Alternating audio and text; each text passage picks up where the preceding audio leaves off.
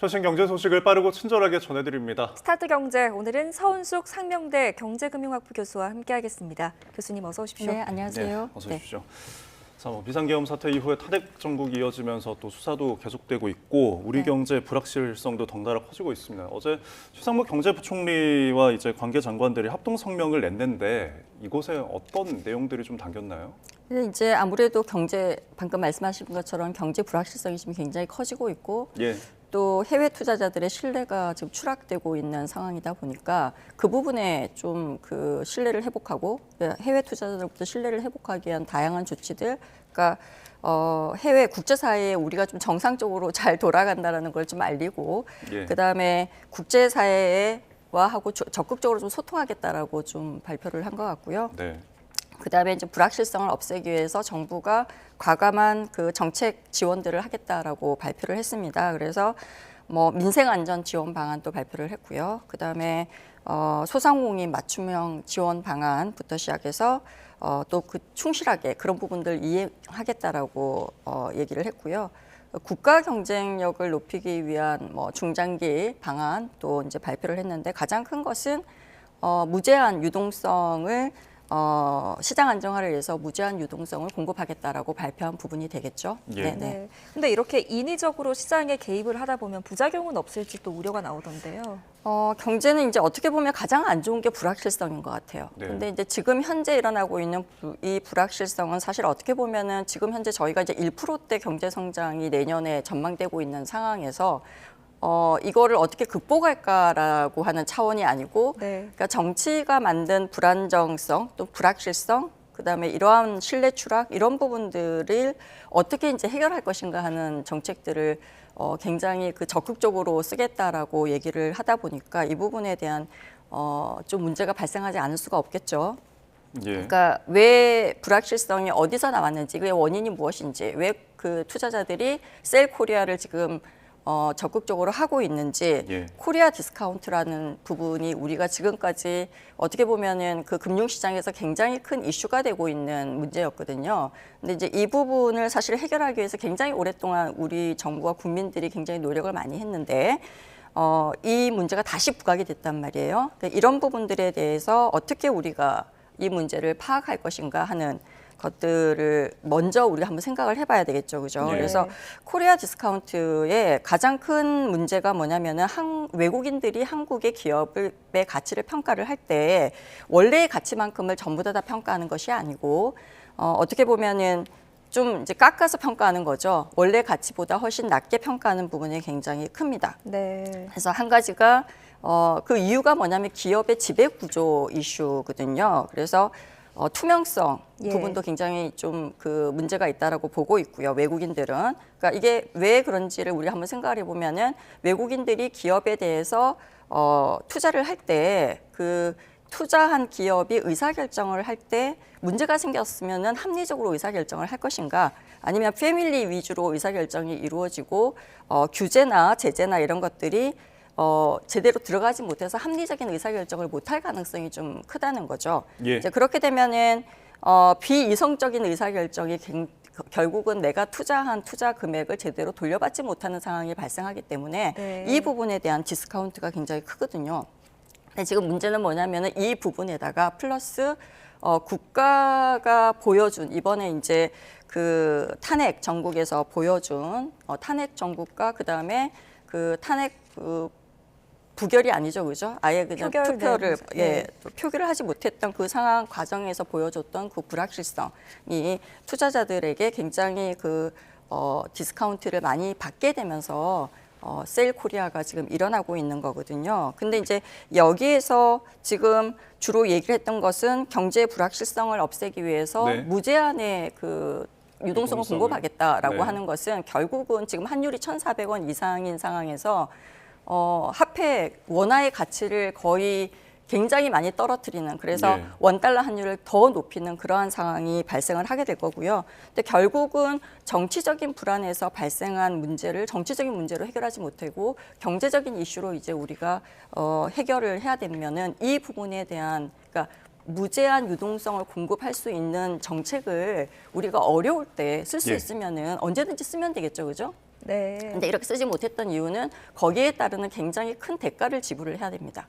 그래서 우리가 그 문제를 쓰게 되면은 결국은 이렇게 아시는 것처럼 굉장히 큰 이제 인플레이션을 우리가 당하게 될 것이고 예. 그 부분에 대해서는 국민들이 나중에 좀 중장기적으로 다 대가를 지불해야 되는 상황이 발생을 하겠죠. 그래서 그런 네. 부분들에 대한 우려가 좀 있습니다. 네. 네. 자, 저희가 일단 원달러 그리고 유동성으로 인한 그 상승 전망까지 짚어 주셨는데 증시 이야기도 조금 해볼게요. 국내 네. 증시가 조금 이제 휘청이면서 네.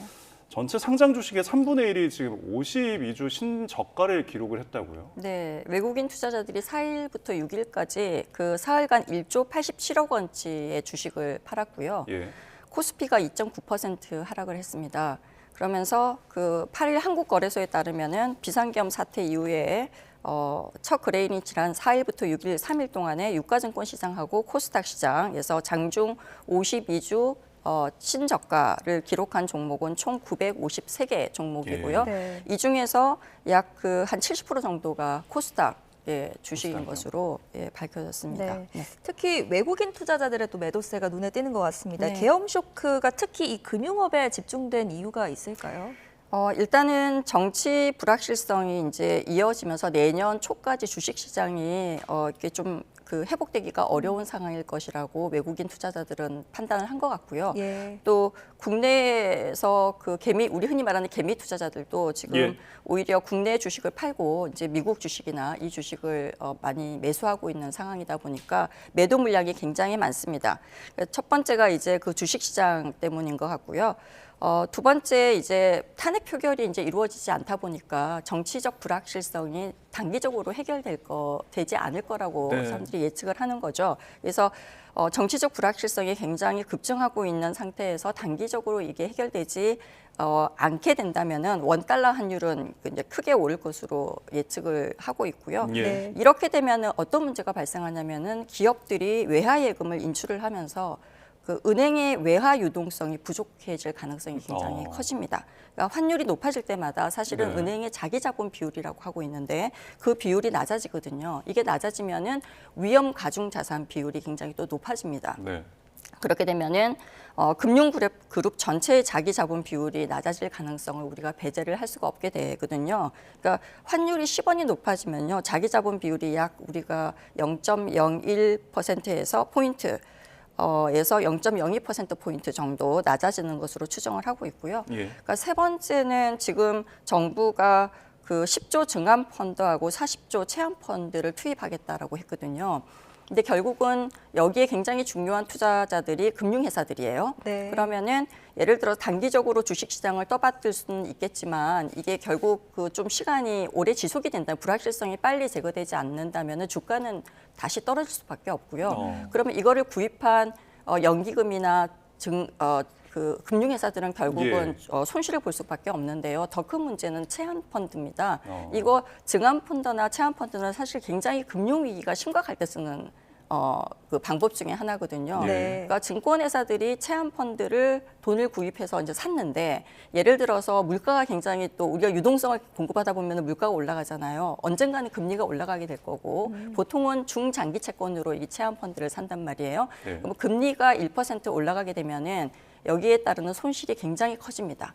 그래서 아마 그 외국인 투자자들 입장에서는 이러한 여러 가지 상황들을 같이 네. 고려를 해서 손실 부분을 굉장히 크게 보고 있는 것 같아요. 네. 역시 불확실성이 계속해서 어쨌든 지금 같이 가고 있으니까 이 네. 부분이 해소가 되지 않으면은 전망이 좀 좋지 않을 것 같은데 지금 어쨌든 이전에는 글로벌에서도 뭐 우러 전쟁이든 중동 사태든 네. 계속 뭐 글로벌적인 어떤 변수들이 있는 와중에 국내에서 이 변수가 좀 갑자기 네. 생긴 거잖아요. 네, 네. 산업계 보시면 더 깊어지고 있는 것 같은데 재계에서는 지금 비상경영 강화하면서 뭐 회의도 계속 개최하고 있고 분주한 모습 계속 보이고 있죠. 일단은 자금 조달 계획하고 그다음에 그 사업 투자 계획에 대한 전반적인 재검토를 아마 할 겁니다. 네. 왜냐하면 이게 이제 앞에서 계속 얘기한 것처럼 장기적으로 끝나지 않는 이슈가 돼버리면은 예를 들면 환율이 계속 오르게 되잖아요. 그게 이제 주요한 기업들, 삼성, 현대차 뭐 이런 데가 대부분 해외의 생산 기지들을 구축을 하고 있고요. 그때 자금을 그 나라에서 보통 조달을 하는 경우에는 해외 그 환율 이 붙은 부채가 굉장히 많아지는 거거든요. 그렇게 되면 환율로 인해서 손실이 굉장히 커지기 때문에 예. 그 자금 조달 계획도 다시 재검토를 할 거고요. 사업 투자 계획 같은 경우 예를 들어서 지금 정치적인 불확실성이 굉장히 커지면서 글로벌 공급망 이 채널에서 한국의 공급 그 상황이 굉장히 좀 불안정한 상태거든요. 네. 그러다 보니까 이 부분에 대한 것도 좀 문제가 될 수 있을 것 같습니다. 네. 네. 이렇게 상황이 이어지다 보면 내수가 위축될 뿐만 아니고 또 수출에도 악영향이 있을 것 같은데요. 네, 네. 어떻게 일단 보세요? 네. 이 불확실성이 굉장히 커지면서 우리가 이제 해외에서 우리가 해외에서 전쟁이나 이렇게 뭐 일어날 때 보통 우리가 어떤 얘기를 하면 지정학적 리스크가 굉장히 크다라고 얘기를 하잖아요. 네. 우리도 지금 이제 그러한 문제가 발생을 하는 거죠. 근데 수출은 사실 어떻게 보면 어떤 그 산업 부분에서는 굉장히 좋은 부분도 환율이 올라가게 되면 오히려 돈을 버는 산업도 있을 거고요. 그렇지 않고 잃는 산업들도 굉장히 있을 것입니다. 근데 그래서 우리가 보통 보면은 원자재를 많이 구입을 해서 물건을 만들어서 팔아야 되는 경우에는 결국은 수출해서 돈을 버는 것도 있겠지만은 결국은 그 달러 가치 때문에 원자재 가격이 굉장히 올라가서 손실을 보는 부분도 있다라고 얘기를 할 수가 있고요. 예. 지금보다는 더 큰 문제는 사실은 그 첨단 산업을 중심으로 해가지고 그 해외 기지 구축이 굉장히 급증하고 있는 상태에서 자금 조달이 굉장히 어려워지면서 이 부분에 좀 문제가 발생을 할 수도 있을 것 같고요.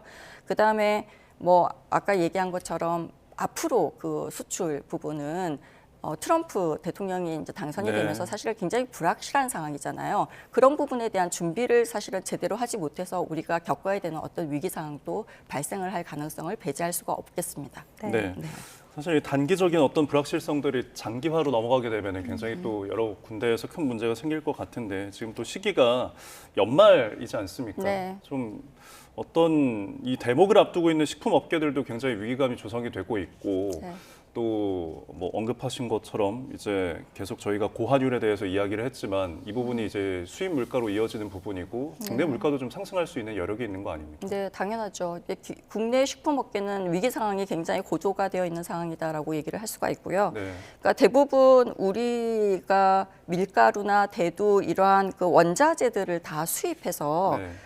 식품 원자재들은 다 수입에 좀 의존하고 있는 상황이거든요. 근데 이제 식품의 대부분은 이 수입한 원자재에 의존을 하고 있기 때문에 예. 사실 환율 상승은 결국은 원자재 가격의 상승으로 이어질 수밖에 없기 때문에 이 부분은 굉장히 좀 위기 상황이라고 볼 수가 있고요.